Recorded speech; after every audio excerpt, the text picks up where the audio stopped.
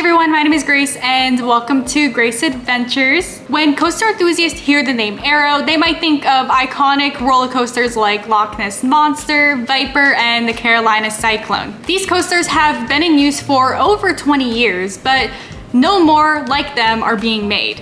Why is that? Well, today we are going to explore the rise and fall of Arrow development. Let's begin.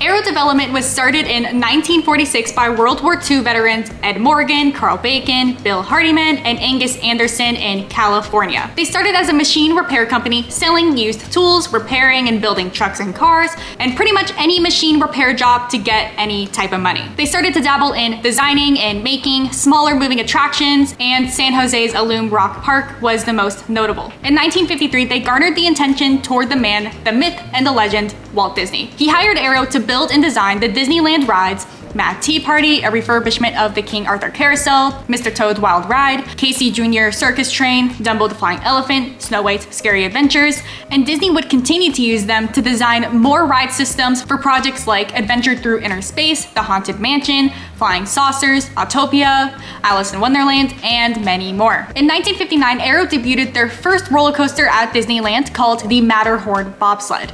The Matterhorn Bobsled opened as the world's first tubular steel roller coaster, and it also had block brake systems. These block brake systems were relatively primitive compared to the modern block brake systems of today. On top of building roller coasters, Arrow also built log flume rides. Log flume rides had existed before, but Arrow's version introduced continuous water flow and a lift hill, revolutionizing the concept. The first modern log flume ride they debuted was at Six Flags over Texas called El Aserradero in 1963. Arrow has developed over 50 different log flume rides all around the world. In the 1970s, Arrow was focused on even bigger rides and ones that could go upside down.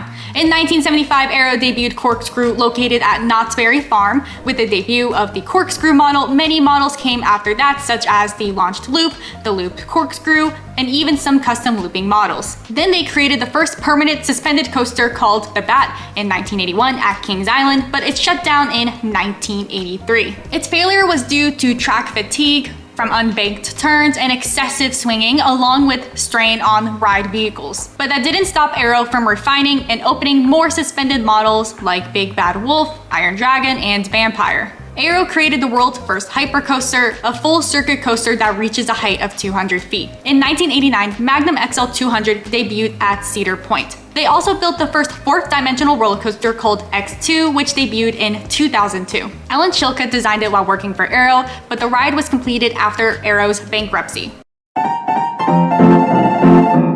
The fall of Arrow has honestly evolved over the time period of Arrow's existence. They have had their good and bad times, as you see in the rise, but you'll see how crazy it's about to get. Since opening rides for Disney and other amusement parks, they have lost money on each attraction, specifically each attraction that opened for Disneyland. Arrow development changed owners 3 different times. The first was when they sold the company to Rio Grande Industries, a railroad company. Lead engineer Ron Toomer and Ed Morgan's son Dana stayed to lead the company in 1971. Rio Grande sold Arrow, and in 1981, Huss Maschinenfabrik, a German manufacturing firm, took over and was known as Arrow Hush. Arrow Hush filed for bankruptcy in 1985. There was a buyout for the remaining assets, which led to the formation of Arrow Dynamics. Just as X2 was opening, Arrow Dynamics filed for bankruptcy again in December 2001. X2's high costs and mechanical issues contributed to Arrow's struggles, but their financial problems existed before its opening. During the first year of X2's operations, it was closed a lot for repairs, which led to the high cost of X2. Unfortunately for Arrow, they cannot keep up with the other modern roller coaster manufacturers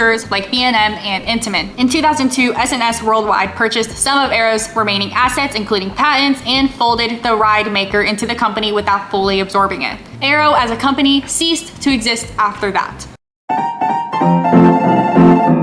In the industry of building roller coasters, Arrow did have a lot of firsts, and they did do a lot of record-breaking things. It's iconic enough they got to work with Walt Disney himself, and now Arrow has made a major impact on the modern rides and roller coasters of today. Comment down below what your favorite Arrow ride or roller coaster is. And thank you guys for watching Grace Adventures, where every day is a ride, and may your next adventure be epic.